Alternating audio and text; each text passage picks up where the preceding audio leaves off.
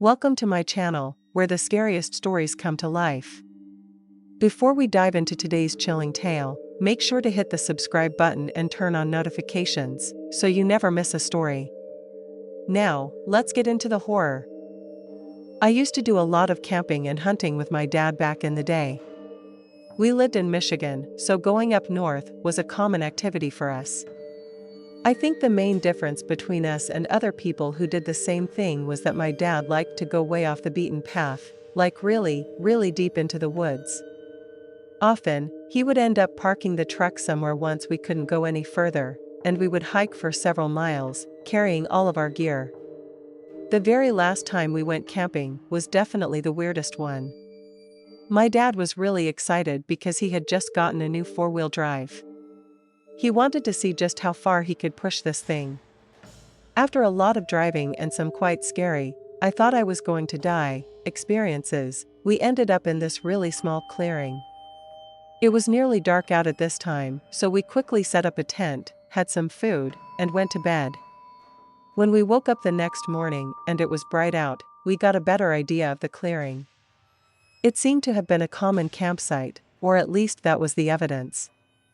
There was an area where someone had a firewood, and the grass was compressed in other areas too, like someone had walked there for a while. I think there may have also been some trash littered about. As we continued to explore this area further, I found what I called a swamp. It was like a bed of water where trees and branches had fallen into and were growing out of. It had a very eerie quality, but more than the atmosphere, I was afraid of hidden snakes. After checking that out, my dad decided we were going to walk even further into the forest. The trees were extremely thick here, and there was no way our truck would be able to get through.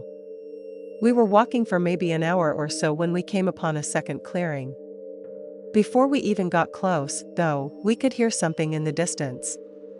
As we approached further, we began to discover the source. The area went immediately from this extremely dense forest into this open area with low grass, and directly in front of us was an old wooden cabin. In front of it, there were rusted-out cars that seemed to be impossibly placed due to just how dense the trees around were. To the left of us was this huge cliff that seemed to shoot straight down. Coming from the cabin was that noise. As we approached further, we could tell immediately it was a woman screaming. But she was screaming, I wasn't quite sure. I couldn't make it out, but she was obviously raving mad about something. I remember wanting to check out the cliff more, but my dad stopped me very suddenly. He stared like he was trying to figure something out and told me to turn back around immediately. We began sprinting back to the campsite, and when we got there, he immediately had us pack up everything, load it back into the truck, and leave right away. I'm not sure what it was he saw that made him react like that, but it was enough to really scare him, which I had never seen before. We were both armed, and my dad had earned various medals in the army for rifle use and sharpshooting. He was an amazing shot, and when he had his gun with him, his bravery seemed endless. I think that's what creeps me out the most about this experience. Whatever this was that scared him, he knew he couldn't protect me or himself from it, even with his gun on him. So, this is not as crazy as some things you perhaps heard on here, but it's a genuine experience that's always had me wondering. I work as a broadcast engineer, and a few years ago, I received a phone call at around 9:30 or 10 p.m. from the on-duty engineer that our OTA, over-the-air, signal had gone out. We were off the air on our OTA platform. The call was with several other engineers, as well as my boss. At the time, we had figured out that the problem was our transmitter, and it needed to be corrected manually. My boss asked for someone to volunteer to go with him, and after a few seconds of awkward silence, I offered to go. Our RF transmitter site was located on top of Beacon Mountain in Beacon, New York, which was about an hour plus from our station at the time.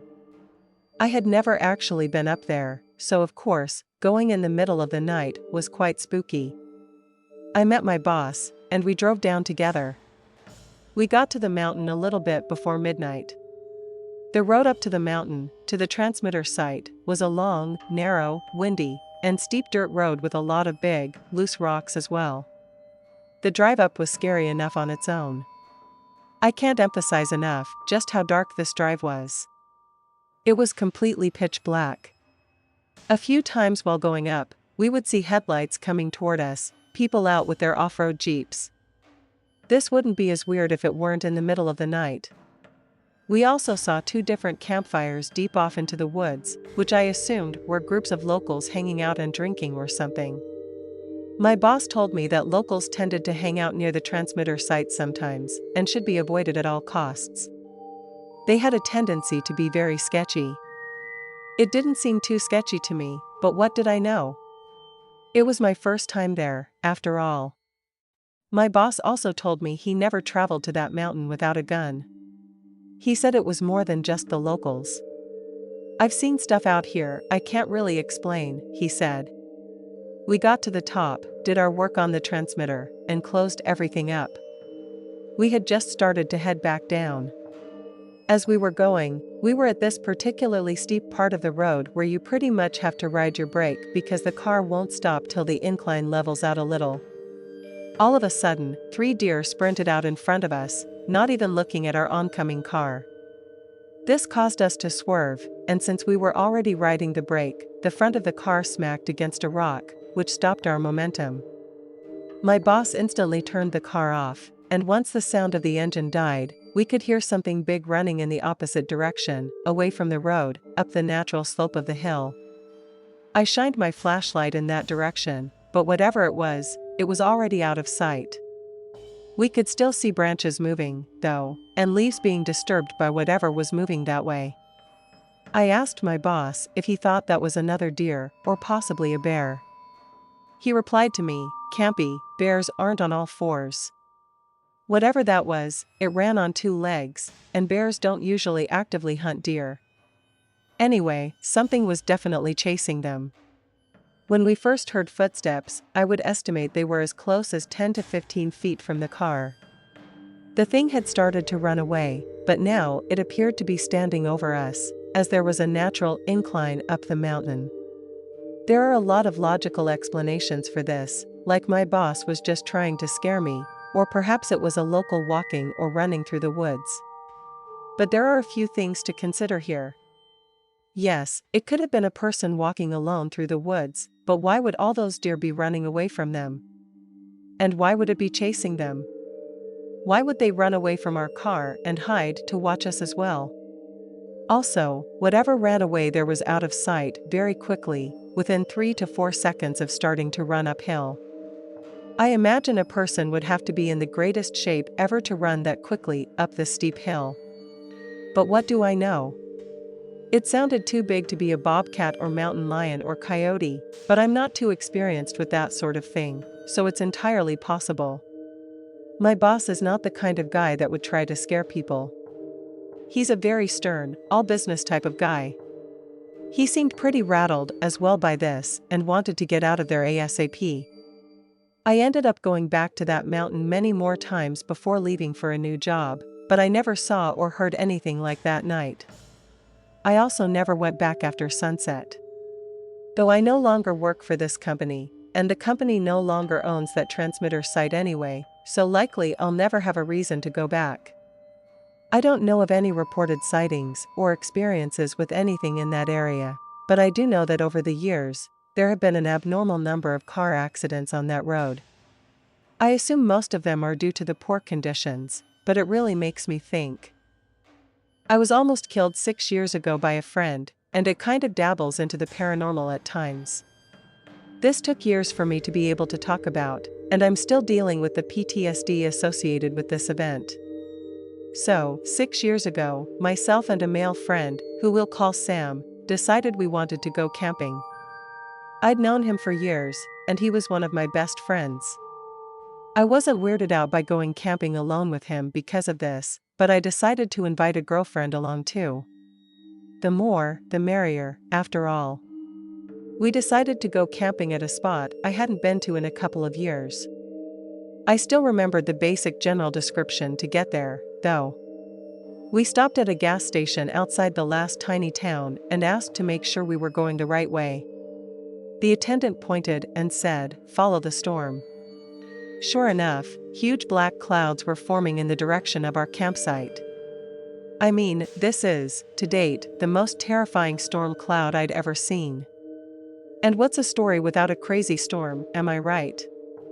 We sat in the car and discussed possibly going home, but being the badasses that we are, we decided to tough it out instead.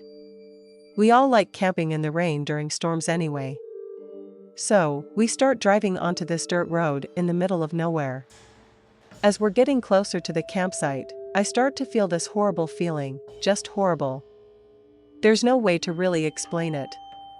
I just had this indistinct feeling that something bad was going to happen. We eventually decided to turn around because the storm was so bad. The lightning was hitting right outside our car, and it seemed way too dangerous to continue. We started to head back towards town, but the second we leave the forest, boom, no storm. Well, okay, the storm was localized in the area, it seemed. So, we'll just go camp somewhere else. About 20 minutes from our town, there's a reservoir with a man-made lake and a few camping spots in various areas. We park there instead, pack up our stuff, and start on the trail that runs around the lake so we could find a spot with a bit more privacy. The spot where we parked our car was right at the opening to the trail, and a couple was camped at a spot right there. We stopped and chatted casually with them. They seemed pretty cool, so we invited them to head our way in about an hour after we'd set up shop. We'd all play games and drink together. We get to our spot and set up camp, and I randomly get a text message on my phone from another friend. This was weird because cell service was super shoddy in this area. She was an artist friend of mine whose star had risen greatly in the last few years. I explained to her where we were, and she said, "Great. I've been looking for a really big fire recently. I'm on my way." Kind of an odd statement, but artists are strange people. I guess she smokes a lot of weed as well, so I don't understand half of what she says half of the time. So, let's fast forward time here, for the sake of my story. We're having a great time. That other couple comes over, and we're drinking, having a blast. My artist friend shows up with this monstrosity of a statue. She said she made it in her college freshman art class, and it had brought her bad luck for 4 years or something. She wanted to burn it in the fire. I wish to God I had some sort of bad feeling about it or something, but I'm not really one to believe in supernatural, weird things. We all laughed and threw it in the fire. Fast forward a couple of hours. My artist friend brought her weed out and smoked with my friend Sam for a couple of hours as well. Now, Sam was mixing liquor and weed. Rita and I don't smoke. It started to get dark, and the new couple headed back towards their camp. My artist friend decided to head home since she wasn't planning on spending the night. It was just us original three. Now, about this time, Sam started to act very weird. We laughed it off as cross-faded, which nearly cost me my life. It started off with him changing his voice. He went from normal tones to very low, dark, and gravelly. He sounded almost like a different person. We thought he was just getting more messed up. Then it got even worse, though. He started to babble nonsense. It started off pretty quietly, but it got more understandable as he went on. He pulled Rita aside and told her he worked for the CIA, had millions of dollars in offshore accounts, and could make any of us disappear in an instant and get away with no issue. Please keep in mind, this is one of my absolute best friends, and I never felt the least bit scared around him. We just laughed off these veiled threats. Haha, okay, drunk ass. About this time, though, Rita noticed that her hatchet, we were using it for firewood, had suddenly gone missing. We searched everywhere, but it was just way too dark. We gave it up as a lost cause until sunup. Sam was still muttering dark nonsense to himself, sitting on the opposite side of the fire pit. Eventually, he passed out. Rita and I stayed up, chuckling about how weird he was acting and congratulating ourselves on a pretty fun night. About an hour later, we start to feel raindrops. That damn storm we'd driven away to avoid is getting ready to dump all over our heads. Oh well, it's late. We'll get drunk in the tent and go to bed. This is where shit gets real, though. We shook him gently until he moaned. We explained that it was starting to rain, time to go to bed. He struggled up, and Rita and I each grabbed a side and hauled him to the tent.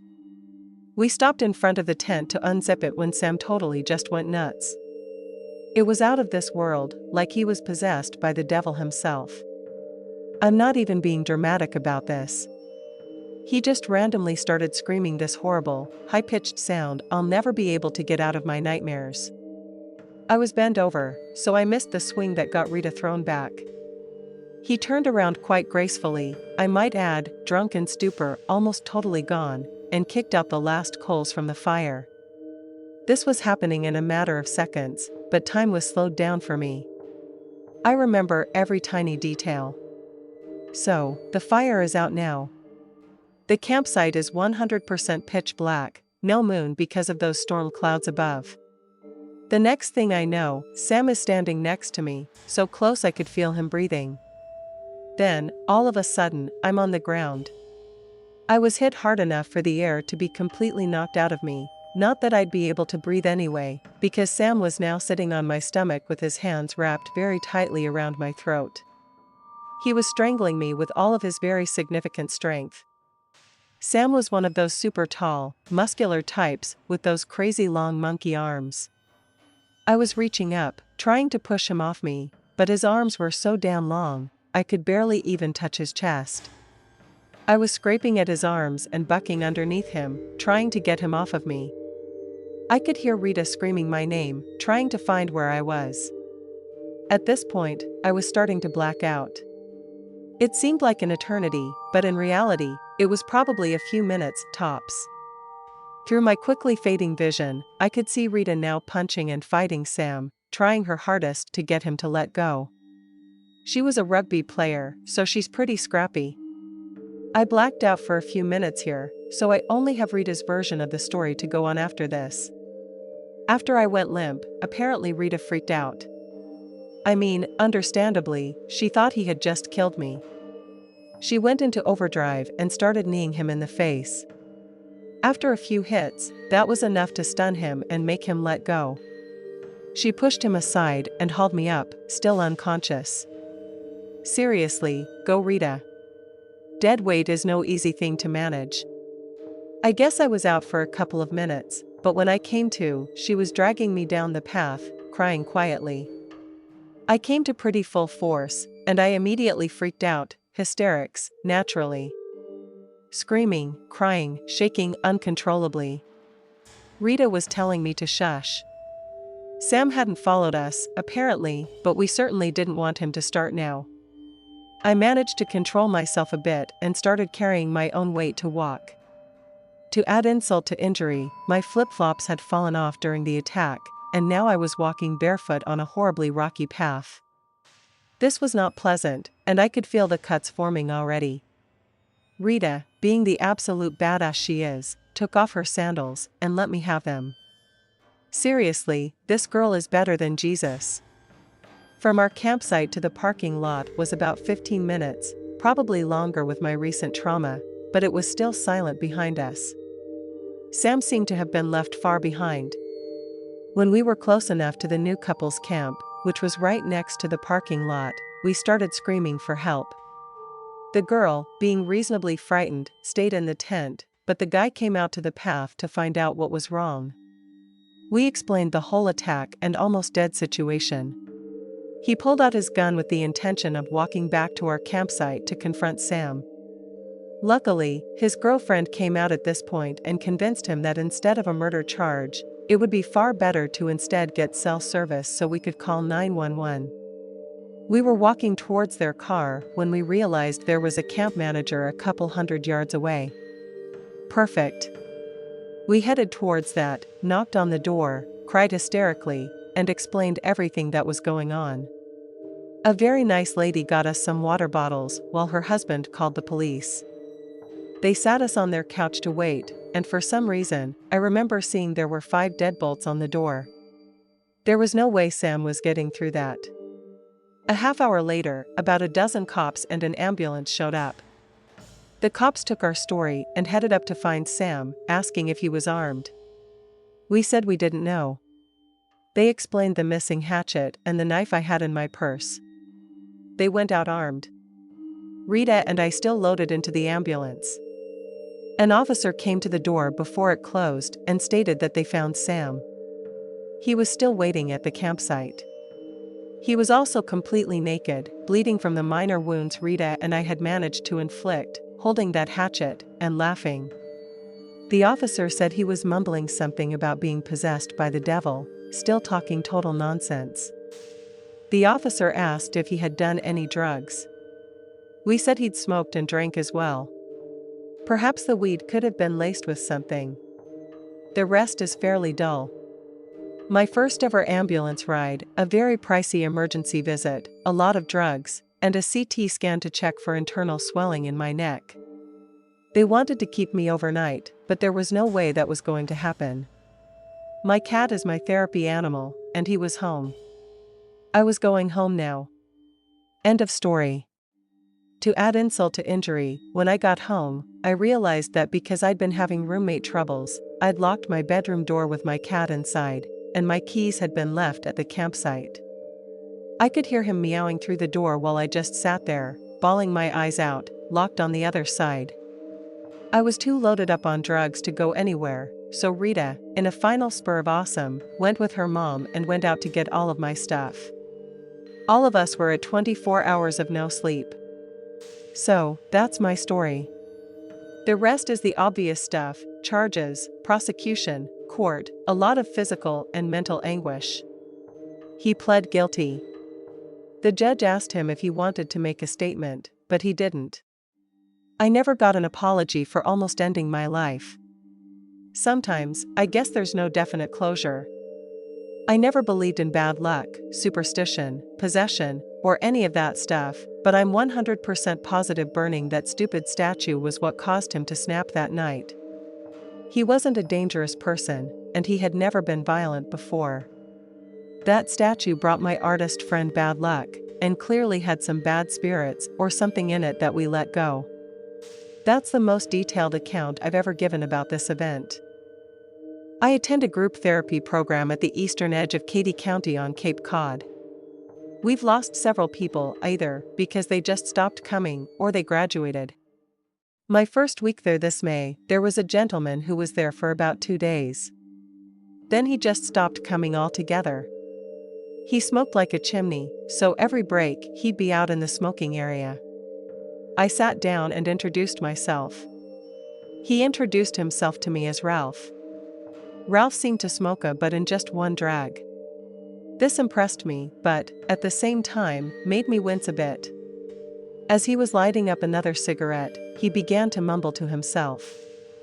Then, out of nowhere, he started talking to me about serial killers. Now, I'm on the autism spectrum, and I have just a tad bit of trouble reading people. Yeah, dude, I'm so done with my girlfriend. I want to kill her, then fuck the ever-living shit out of her body, and tell her I won. At first, I didn't think I could have possibly heard him correctly. I asked if he could repeat what he just said, and he repeated it word for word. By this time, other people were now coming out to smoke. Sarah, one of the people in the dual diagnosis group, came over and sat at the table. I think she could tell that, in this moment, Ralph was becoming unhinged. He dragged her into the conversation too. Yeah, so I'm gonna go Ted Bundy on my girlfriend. Gonna kill her, then fuck her body. You think that's a good idea, right? Sarah got wicked angry. Sarah and I immediately got up and went inside, and moments later, we reported him. Minutes later, a cruiser and ambulance showed up to haul him off, and we haven't heard from him ever since. This is why I hate the fact that state hospitals in Massachusetts are closing. Look at folks like Ralph. Ralph obviously needs help, and I really hope we never cross paths with him again. I also hope the cops informed his girlfriend in the end too. Thanks for sticking around till the end. If you enjoyed the story, don't forget to give the video a like and leave a comment with your thoughts. And if you haven't already, hit that subscribe button and turn on notifications so you never miss a terrifying tale. See you in the next one.